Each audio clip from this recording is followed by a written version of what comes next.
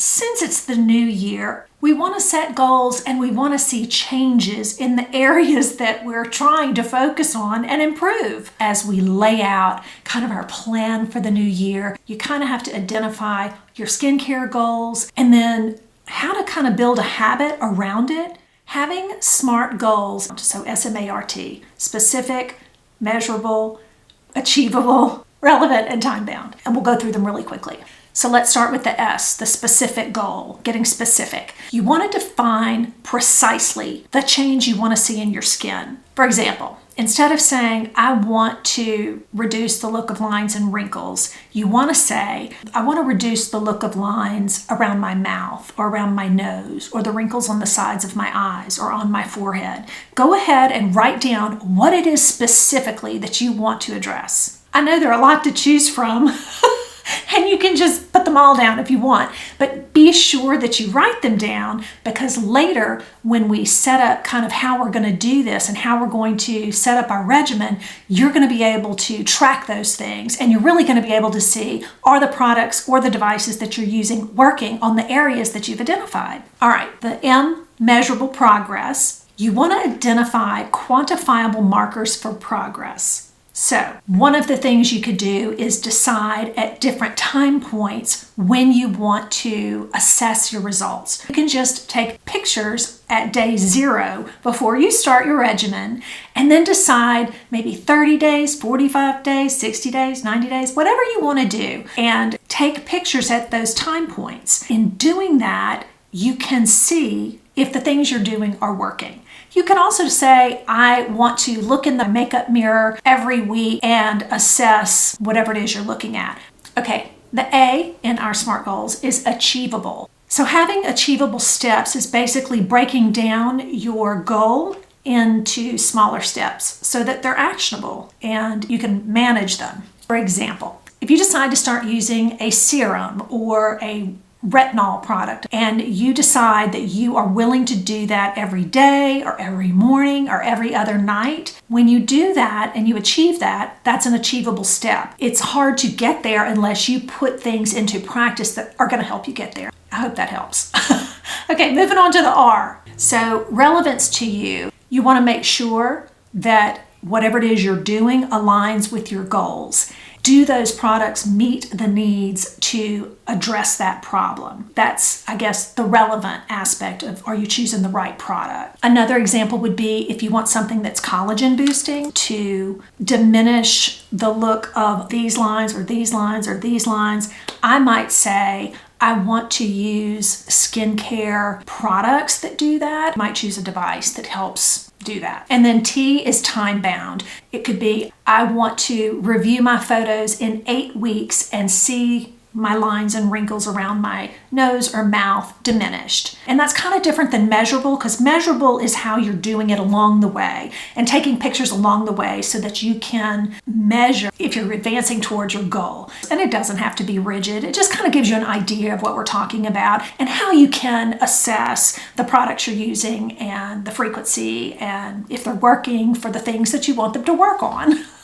If they're working on the areas where you want to see results. And let me share with you how you might apply this to a skincare regimen. If you want to get rid of hooded eyes, and maybe you want to add into your routine one of the devices that helps with that. I have some videos on my channel. You can check out the beauty devices. I tend to use the Even Skin, this device. I also use the NIRA lasers that can help collagen boosting. You kind of have to identify what the problem is that you want to address to identify the product that you want to use.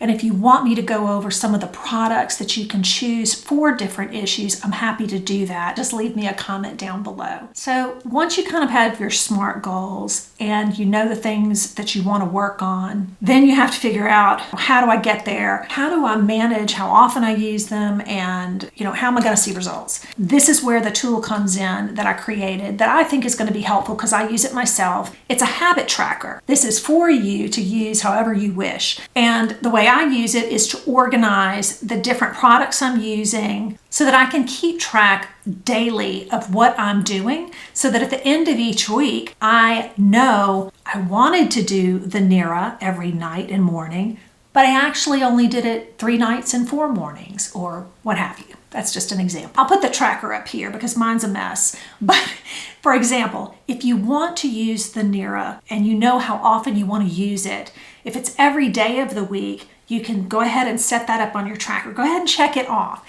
Check off on your tracker what you want to do so that you can visually see, all right, I want to use this 7 days a week. Maybe it's a mask or an exfoliant, an acid like the May Love cream that I use 3 times a week. Go ahead and determine what it is that you want to track or what products you want to use and put it all on your habit tracker.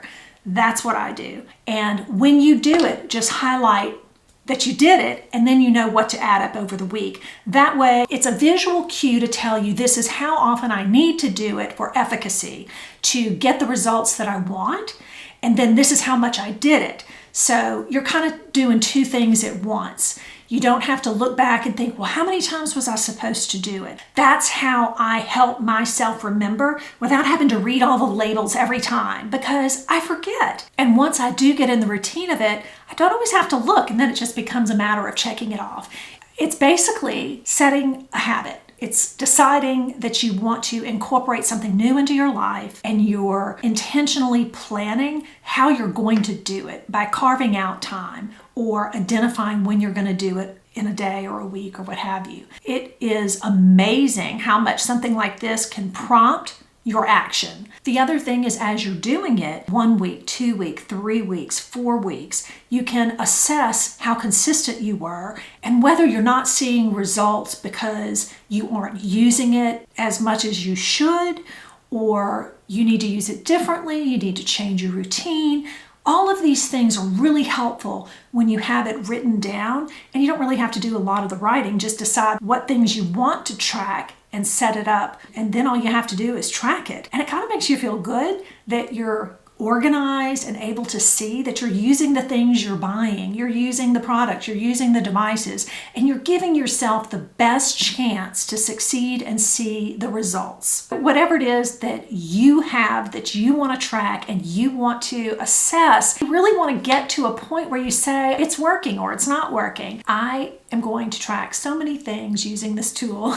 I encourage you to download it. It's free. Just go to my website, AnnEvolving.com. This tool is for you. So I recently made a video about a 10-step K-beauty regimen. You might want to watch that one next because it kind of goes through the products and the order of application that you would use them. If you want to add a step into your current routine or you want to revamp your entire routine, I think you'll enjoy it. You identify what you want to do this year with your skincare, how you're going to do it, and how you're going to track it. I hope these tips help. I look forward to seeing you in the next one. Hi there, I'm Annie. I'm Ann, I'm 60, and I make videos for women over 50. Yeah.